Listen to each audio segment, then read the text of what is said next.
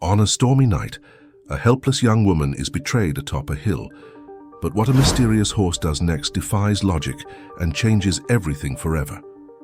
The rain fell heavily on the colonial rooftops of Oakridge, transforming the cobblestone streets into small streams that snaked between the historic houses. It was one of those nights that the old residents of the town used to say, foretold changes. The wind howled through wooden windows, and lightning briefly illuminated the hills covered with Appalachian forest that embraced the small Virginia town. In the Harrison mansion, situated on the most imposing hill in the region, Olivia watched the storm through her bedroom window. At 17, she carried on her shoulders the responsibility of being the sole heir to one of the most traditional families in Virginia. Her wheelchair was strategically positioned near the desk, where piles of documents awaited her attention. "Miss Olivia, you shouldn't be working so late," said Rebecca, her personal secretary, entering the room with a cup of hot tea. Rebecca was only 25, but her loyalty to the Harrison family was unshakable. She had been hired by Olivia's father 2 years before his sudden death, and since then had become more than an employee. She was a confidant. "I can't stop thinking about these contracts, Rebecca," replied Olivia, holding a sheet against the light. "Since Dad passed away, I've had the feeling that something isn't right with the family business. Look at this signature." Rebecca approached and examined the document. It was a land transfer contract signed by the late Mr. Harrison, but there was something strange about the handwriting. "You're right. This doesn't seem to be your father's handwriting," murmured Rebecca, frowning. "I organized his personal files. For 2 years, I know his way of writing well." Thunder echoed through the house, making both women startle. Olivia closed her eyes for a moment, feeling the weight of responsibility she carried. At 17, many of her friends were concerned only with parties and studies, but she had inherited an empire, lands, investments, and a family reputation, built over generations. "Dr. Mitchell was here again today," commented Rebecca hesitantly. "He insisted that you should trust his administration completely. He said a young woman shouldn't worry about such complex matters." Olivia spun her chair abruptly, her eyes shining with determination. "Dr. Mitchell may have been my father's friend, but I'm not an incapable child. This is my inheritance, my responsibility. If something is wrong, I'm going to find out." Carson Mitchell was a respected figure in Oakridge. A lawyer educated in Richmond, he had returned to his hometown to establish his business. He owned several local companies and maintained offices in the capital. His mansion rivaled the Harrisons' in elegance, and his charisma easily won people's trust. But Olivia was beginning to realize that behind the cordial smile was something that bothered her. "Miss, there's one more thing," said Rebecca, lowering her voice. "I found these papers, found your father's private archive, in a folder marked confidential." Olivia opened the folder and her eyes widened. There were handwritten notes from her father, dates, numbers, and a name that appeared repeatedly: Carson Mitchell. The notes seemed to indicate suspicions about irregularities in various contracts. "My God," whispered Olivia. "Dad was investigating Dr. Mitchell." At that moment, a different sound cut through the noise of the rain. It was a distant neigh coming from the direction of the hills. Olivia knew that sound well. It was Thunder, the mysterious black horse that appeared on stormy nights.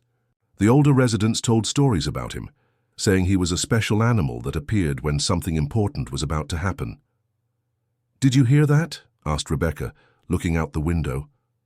"Yes," replied Olivia, feeling a shiver run down her spine. "Thunder is nearby." She knew she needed to act carefully. If her suspicions about Carson were correct, she would be dealing with someone much more dangerous than she had imagined. But the inner strength that had always characterized her would not let her back down. The truth about her family's inheritance needed to come to light, whatever the cost.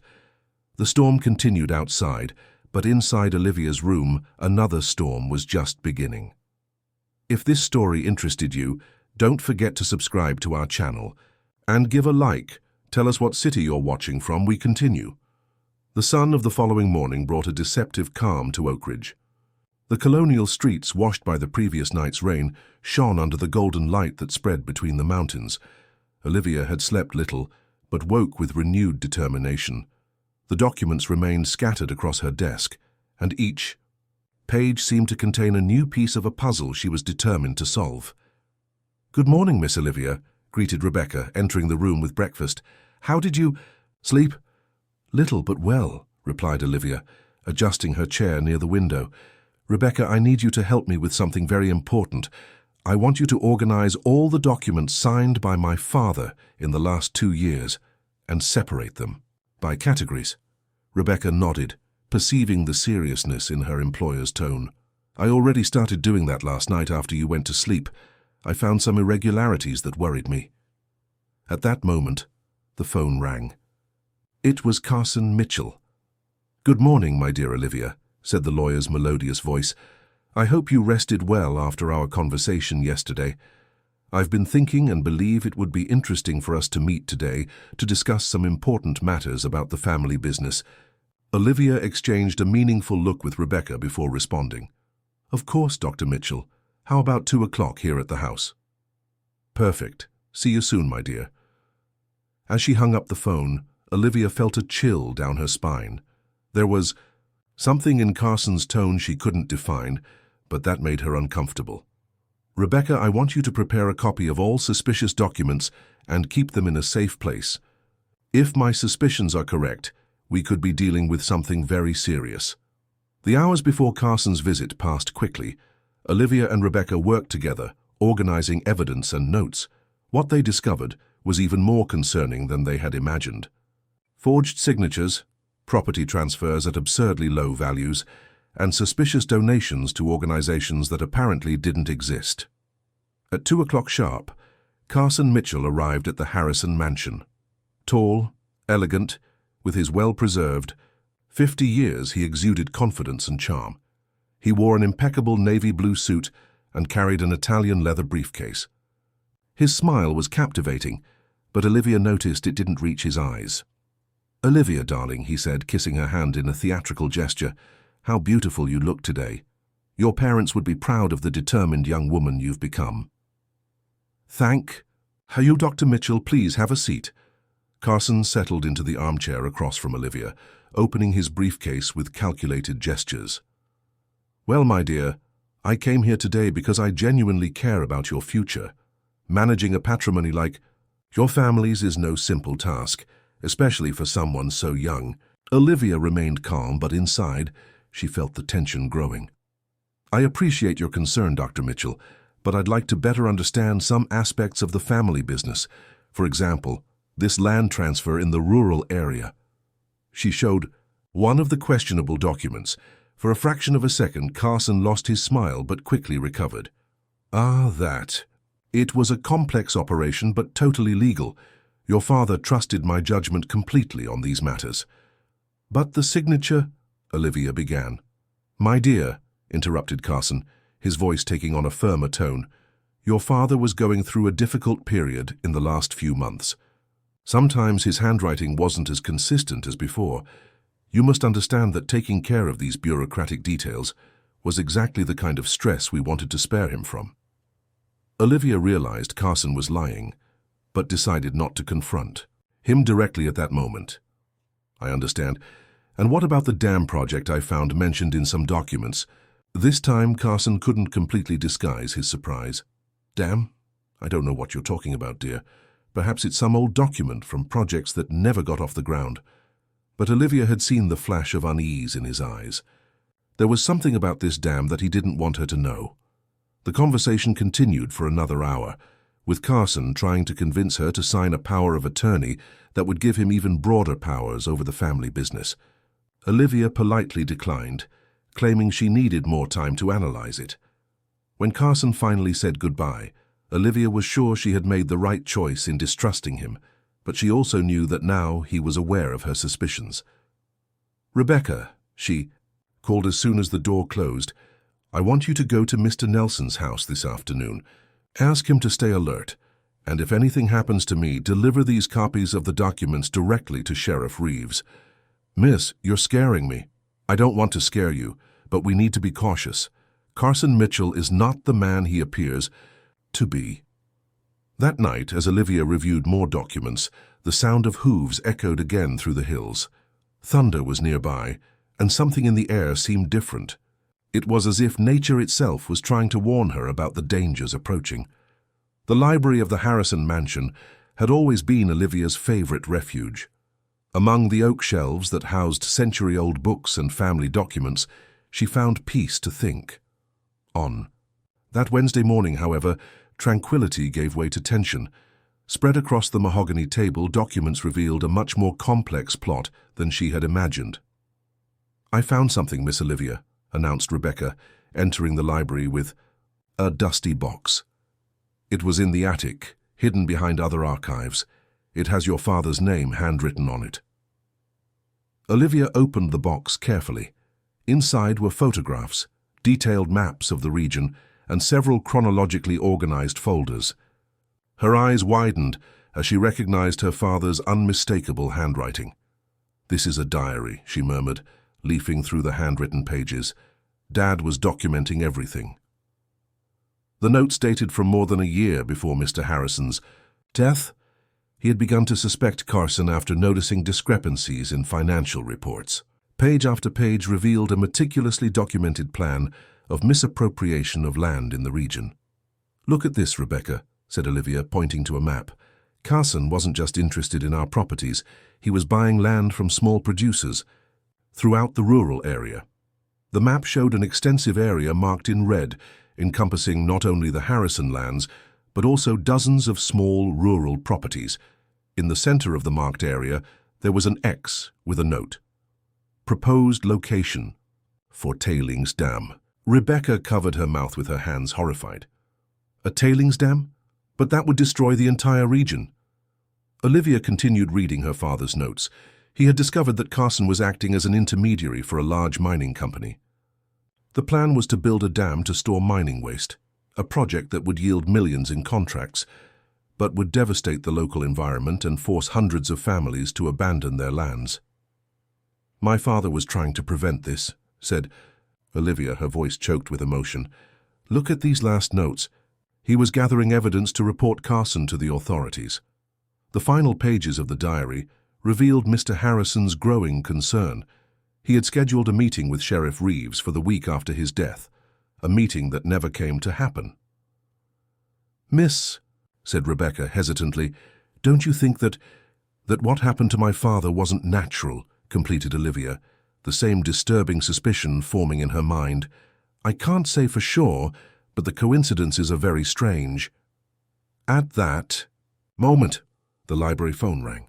It was Mr. Nelson from the neighboring farm. "Miss Olivia," said the worried voice of the old farmer, "I need to speak with you. Some men showed up here yesterday, asking about your lands. They said they were from the government, but something seemed strange to me." Olivia felt a tightness in her chest. What kind of questions were they asking? They wanted to know about the deeds, about the property boundaries, about the neighbors. "And there's one more thing. Thunder appeared here this morning. He's agitated, as if he senses danger." After hanging up, Olivia became thoughtful. Thunder had always been a mystery in the region. Her grandfather used to tell that the horse had first appeared decades ago during a flood that almost destroyed the town. Since then, he would appear at the most critical hours, as if he were a silent guardian. "Rebecca, I need you to take these copies to Mr. Nelson. If anything happens to me, he'll know what to do." "Miss, please, don't talk like that. I'm being realistic. Carson discovered that I know too much. I can no longer pretend ignorance." Olivia spent the rest of the day organizing all the evidence found: photographs of the forged signatures, copies of suspicious contracts, maps of the dam project, and her father's detailed notes. Everything was digitized and stored in multiple copies. Late in the afternoon, she made a decision that would change the course of events. "I'm going to confront Carson," she announced to Rebecca. "He needs to know that I've discovered everything." "That's very dangerous, miss." "Perhaps, but I can't live in uncertainty. My father was trying to protect this region and the families who have lived here for generations. I'm going to finish what he started." Olivia picked up her phone and dialed Carson's number. "Dr. Mitchell, this is Olivia. I need to speak with you urgently. I've discovered some things about my father's business that have left me very concerned." Carson's voice on the other end of the line seemed tense. "Of course, my dear. What is it about?" "I'd prefer not to talk over the phone. Can you meet me tonight? I know a discreet place where we can talk without interruptions." There was a pause before Carson responded. "Where?" "On top of the hill, where I used to go. With my father as a child at 8 o'clock. Olivia, are you sure that—" "I'm sure, Dr. Mitchell. See you soon." As she hung up, Olivia looked out the library window. The afternoon. Shadows stretched across the hills, and a cold breeze announced the arrival of night. She knew she was taking an enormous risk, but she also knew it was the only way to discover the whole truth. In the mountains in the distance, a neigh echoed, through the valley. Thunder was nearby, and this time, Olivia was certain she would need all the protection she could get. The Harrison Hill was shrouded in a thin mist when Olivia arrived at the designated spot. It was a special place for her. There her father used to take her as a child, to observe the stars and tell stories about the family's ancestors. Now, under the pale light of the crescent moon, the place seemed charged with a different, almost ominous energy. Olivia adjusted her wheelchair near the old oak tree that marked the center of the clearing. In her hands, a waterproof folder contained copies of all the incriminating documents she had discovered. Her heart was racing, but her determination remained unshakable. It wasn't long before the headlights of an imported car cut through the darkness of the dirt road. Carson Mitchell stepped out of the vehicle with his usual elegance, but Olivia noticed something different in his posture. The cordial smile had been replaced by a more serious, almost calculating expression. "Olivia, my dear," he said, approaching with measured steps, "you chose quite an isolated location for our conversation.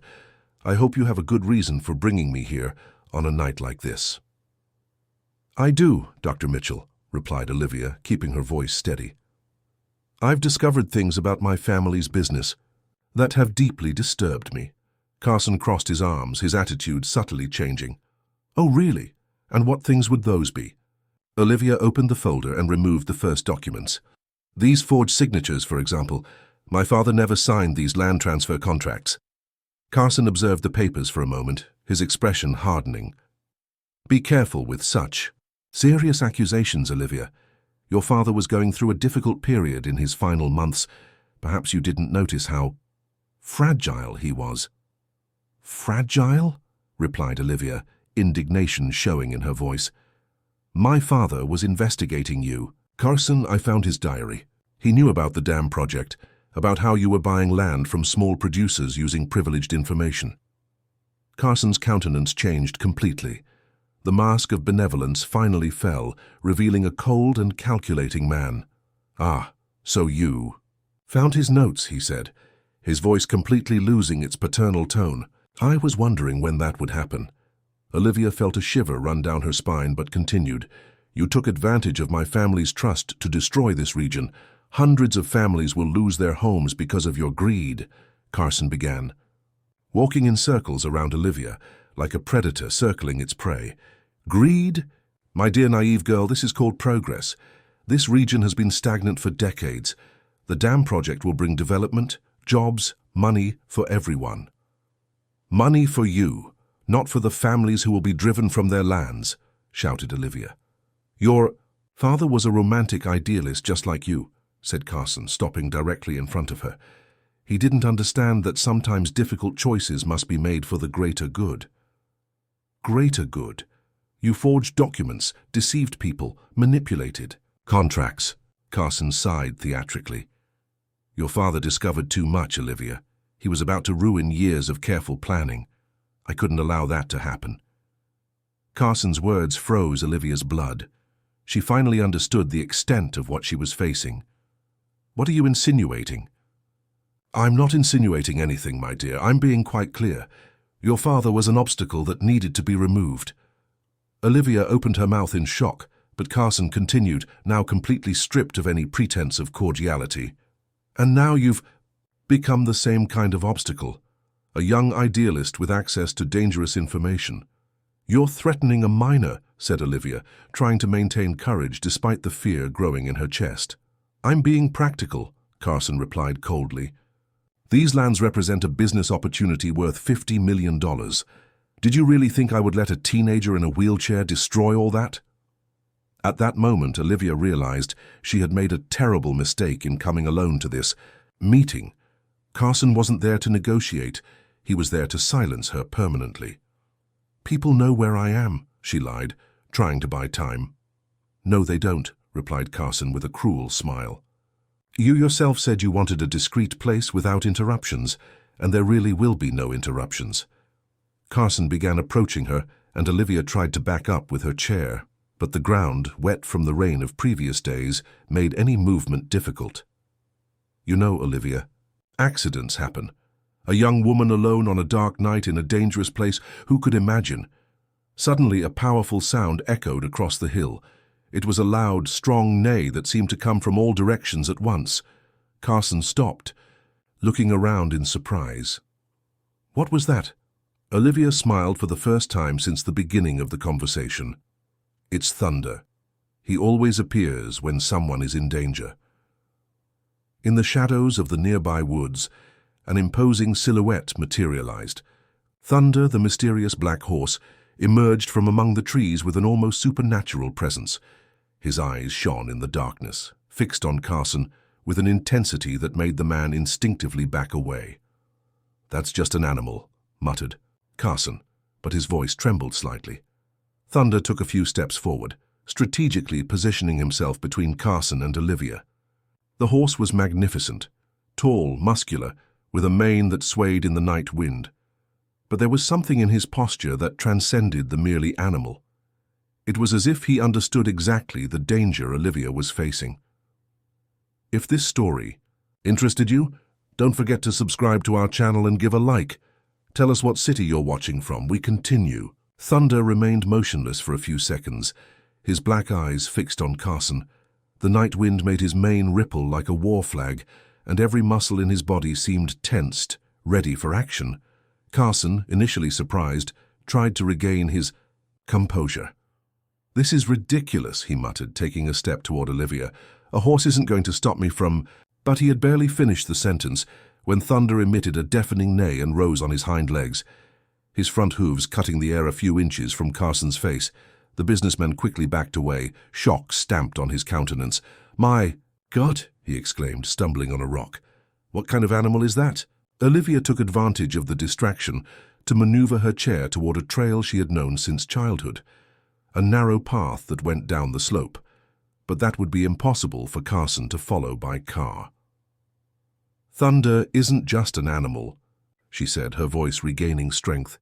"He's the guardian of this land, and you don't belong here." Carson tried to get around the horse, but Thunder moved with impressive precision, always blocking his way. It was as if the animal anticipated the man's every move. "Get out of the way!" shouted Carson, completely losing his composure. He picked up a stone from the ground and threw it at Thunder, but the horse dodged with feline elegance. At that moment, Olivia understood that this was her chance. With skillful movements, she propelled her chair down the steep trail. The terrain was challenging, but she knew every curve, every obstacle. She had traveled that path hundreds of times with her father. "Come back here!" roared Carson finally, managing to get past Thunder. But when he tried to follow Olivia down the trail, the horse appeared again, this time positioning himself directly in his path down the slope. The pursuit that followed was surreal. Carson, an urban man accustomed to comfort, struggled to descend the slippery trail in his dress shoes, while Thunder seemed to dance along the rocky slope, sometimes blocking his passage, sometimes forcing him to take more difficult paths. Olivia, even with the limitations of her chair, moved with an agility born from intimate knowledge of the terrain. Each curve of the trail was an advantage, each stone an ally.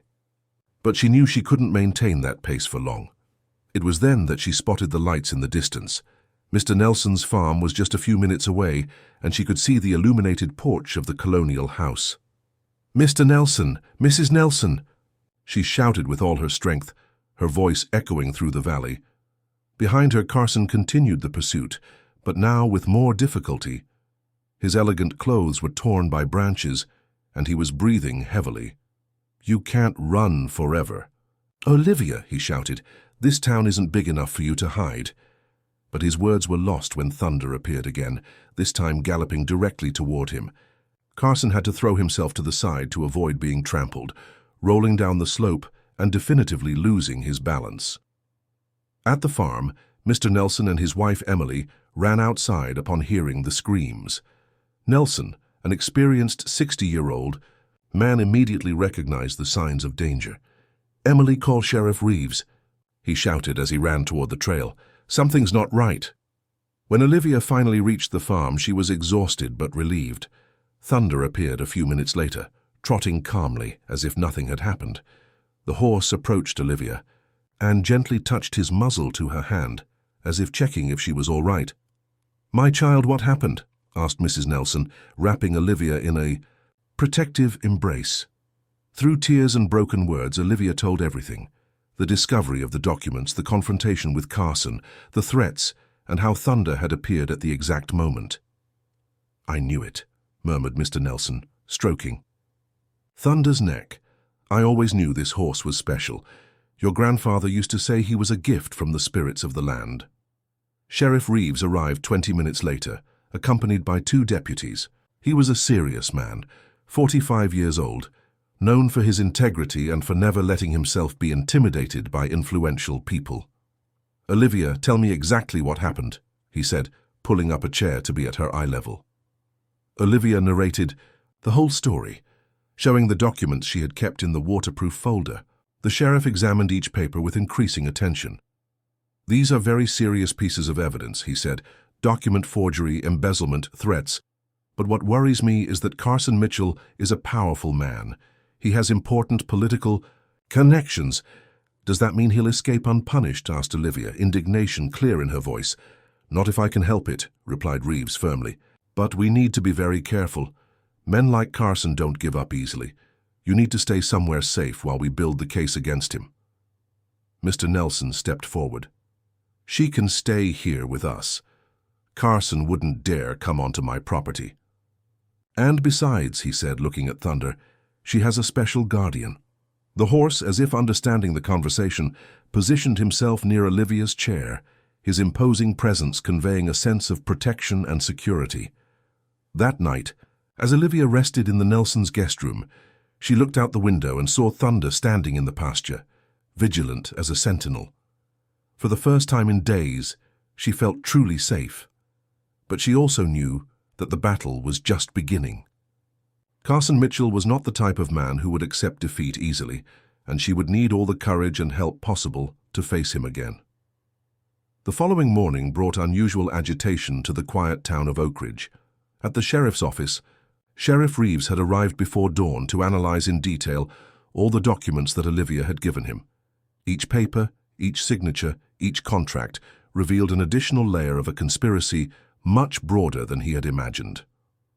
"Deputy Wilkins," he called, when his subordinate arrived for the morning shift. "I need you to make some discreet inquiries. I want to know all of Carson Mitchell's financial movements over the last 2 years. The deputy, an experienced 50-year-old man, nodded gravely. "Suspect something specific, Sheriff?" "More than suspect. I fear we're dealing with a corruption network that goes beyond what we can imagine." Meanwhile, at Mr. Nelson's farm, Olivia woke for the first time in weeks, feeling relatively safe. Through the bedroom window, she could see Thunder grazing peacefully, but always alert to his surroundings. Mrs. Nelson had prepared a special breakfast with homemade bread and blackberry jam. "How are you feeling, sweetheart?" asked the kind lady serving coffee. "Better, thank you. You're angels for taking me in like this." "Nonsense," replied Mr. Nelson, entering the kitchen. "Your family has always been good to us. It's our obligation to return the favor when needed." Rebecca arrived shortly after 9, bringing clean clothes and worrying news. "Miss Olivia, the whole town is talking about your disappearance. Carson is spreading word that he became worried when he couldn't find you last night." Olivia clenched her fists. "He's trying to control the narrative. He wants people to believe I ran away because I couldn't handle the responsibilities of the inheritance." "There's more," continued Rebecca hesitantly. "He filed a police report saying that you had been acting strangely lately, and that he feared for your mental safety." "What a scoundrel!" exclaimed Mr. Nelson. "He's trying to discredit the girl before she can even defend herself." At that moment, The farm's phone rang. It was Sheriff Reeves. "Mr. Nelson, I need to speak urgently with Olivia. I've discovered some things that completely change the picture of this investigation." An hour later, Reeves arrived at the farm accompanied by a man Olivia didn't know. Short, thick glasses, serious expression. "Olivia, this is forensic accountant Mark Sanders from Richmond. We asked him to analyze the documents you provided." "Hers?" Mark opened his briefcase and spread several graphs and spreadsheets on the kitchen table. "What we've discovered is extraordinary," he said. "Carson Mitchell isn't working alone. We've identified bank transfers that connect at least 6 different companies, 2 in Richmond and 1 in Washington, D.C. Olivia leaned forward to observe the documents. "What does this mean?" "It means that the dam project is just the tip of the iceberg," explained Reeves. "Carson is part of a much larger scheme of land appropriation in several historic towns across Virginia." Mark pointed to one of the spreadsheets. "Look here. In the last 3 years, properties in Williamsburg, Harpers Ferry, and Lexington were sold under suspicious circumstances, always with Carson or people connected to him as intermediaries." "But what would be the ultimate goal?" asked Olivia. "Control of tourism and natural resources in the region," answered Reeves. "With the tailings dam in Oak Ridge, they would have power over the water supply for several towns, and with properties in other historic towns, they would control a large part of Virginia's cultural tourism." Mr. Nelson shook his head, incredulous. "This would be a disaster for the entire region." "Even worse," continued Mark, "we discovered that the dam project has preliminary approval from environmental agencies that, according to our investigation, received fraudulent technical reports." Olivia felt a mixture of anger and determination growing in her chest. "How long do we have before they implement the project?" "According to the documents, work should begin in 6 months," replied Reeves. "But now that they know you're alive and have evidence against them, I believe they'll try to accelerate the process."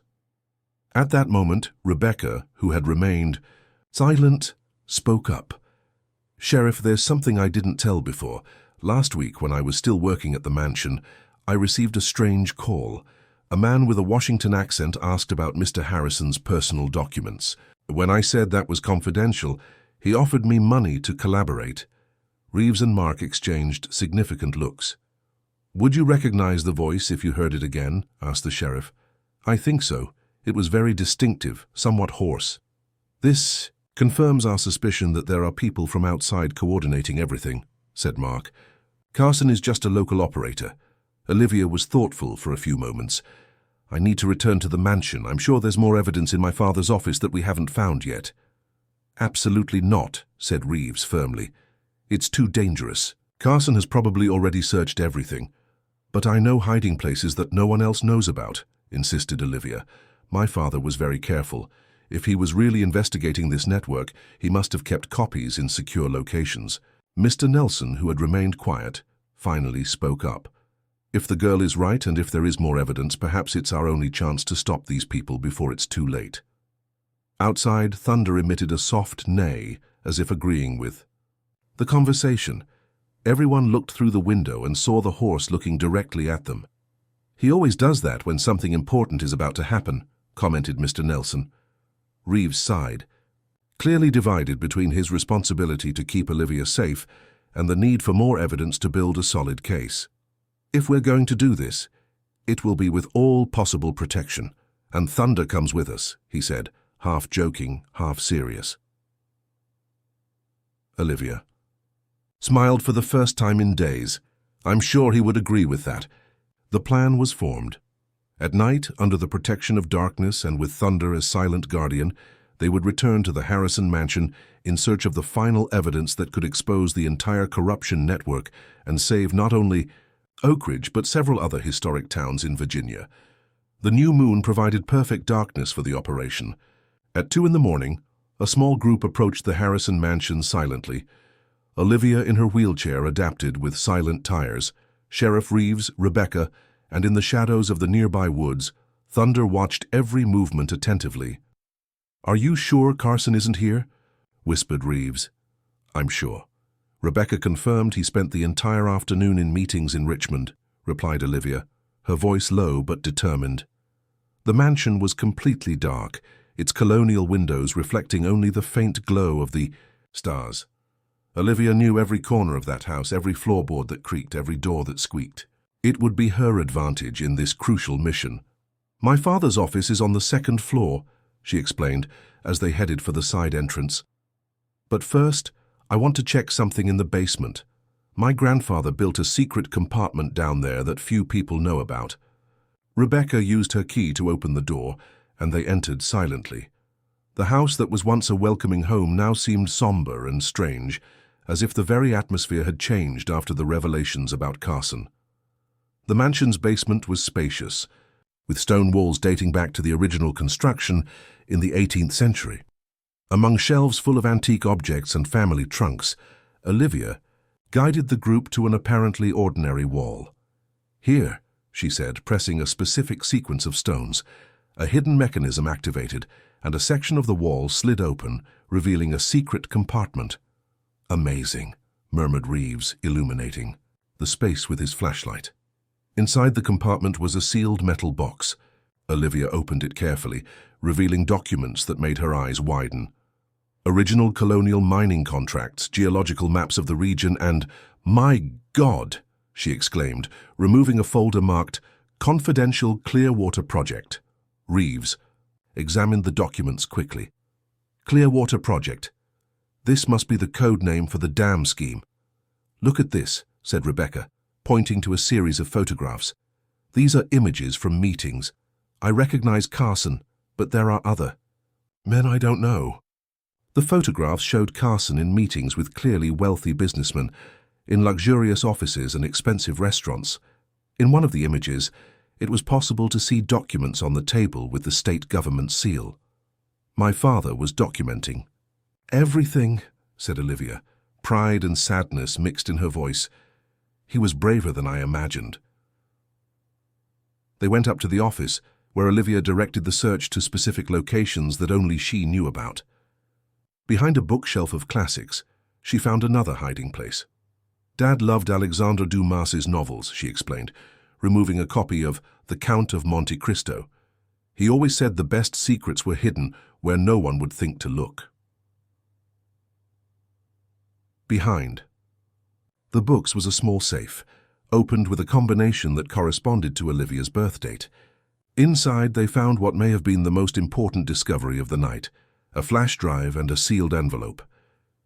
"Recordings," Reeves read from the flash drive's label, "and this envelope, to be opened only in case of emergency." Olivia opened the envelope with trembling hands. Inside was a handwritten letter from her father and a second flash drive. "My dear Olivia," she read aloud, "if you are reading this, it means my worst fears have come true. Carson Mitchell is not just a greedy man. He is part of an organization that aims to control the natural resources and historical heritage of Virginia. The recordings on this flash drive contain confessions he made without knowing he was being recorded. The second flash drive contains maps and documents that prove the involvement of state and federal politicians." The letter continued to reveal that Mr. Harrison had planted recording devices in his own office after becoming suspicious of Carson, capturing incriminating conversations during several meetings. "There's more," said Olivia, continuing to read. "Thunder is not just a special horse. He belonged to my grandfather, who trained him to protect our family. When I was a child, my father told me that Thunder can sense danger before it happens. If anything happens to me, trust him. He will protect you." At that moment, a sound from the ground floor made them freeze. They were footsteps, clearly human, approaching the stairs. "There wasn't supposed to be anyone here," whispered Rebecca, panic evident in her voice. Reeves drew his gun and signaled for them to remain silent. The footsteps continued up the stairs, accompanied by voices in low conversation. "Are you sure she was here?" said an unfamiliar voice. "I am. We found wheelchair tracks in the garden," replied another voice, which Olivia immediately recognized as Carson's. They were trapped on the second floor, with no apparent escape route, but Olivia knew the house better than anyone. "There's a service staircase that leads directly to the kitchen," she whispered. "This way." As they moved silently through the corridors, they could hear fragments of the conversation downstairs. "Senator confirmed that the project will be approved next week," Carson was saying. "Great. And the girl?" asked the unfamiliar voice. "Will no longer be a problem soon." Olivia felt a shiver run down her spine but maintained her determination. They managed to reach the service staircase and began the careful descent. Olivia, despite her wheelchair, moved with surprising silence down the steps she had known since childhood. When they finally reached the ground floor, they could hear that Carson and his accomplices were still in the office, looking for exactly what they had just found. "The back exit," whispered Olivia, heading for a door that led directly to the gardens. Outside, Thunder was waiting for them, as if he knew exactly when and where to appear. The horse approached Olivia silently, allowing her to store the documents in a waterproof bag that attached to his improvised saddle. "Now we have everything," she said, holding the flash drives and documents. "All the evidence needed to expose the entire network." Reeves nodded, but his expression remained tense. "The problem is that now they know we're close to the truth. Carson won't try to keep up appearances anymore." As if confirming his words, lights came on throughout the mansion, and angry voices echoed through the night.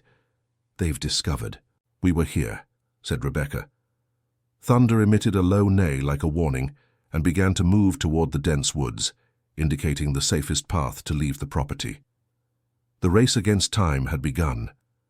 With the final evidence in hand, Olivia and her allies needed to reach the competent authorities before Carson and his corruption network could silence them for good. The sun rose over Oak Ridge, bringing one of the most important days in the town's recent history. At the sheriff's office, an unprecedented operation was underway. Sheriff Reeves, with support from the FBI and the state attorney's office, was coordinating several simultaneous arrests based on the evidence collected by Olivia. "Confirm Carson Mitchell's location," Reeves said into the radio, "and maintain discreet surveillance until we receive the arrest warrant." The recordings found in Mr. Harrison's secret safe had proven to be a goldmine of evidence. Carson, unaware he was being recorded, had detailed the entire scheme to his accomplices. The bribes to public officials, the document forgeries, and even the confession of having manipulated contracts after Mr. Harrison's death. "Sheriff," said Deputy Wilkins, "we just received confirmation from Richmond. 3 businessmen were arrested simultaneously, including that one with the Washington accent who threatened the secretary."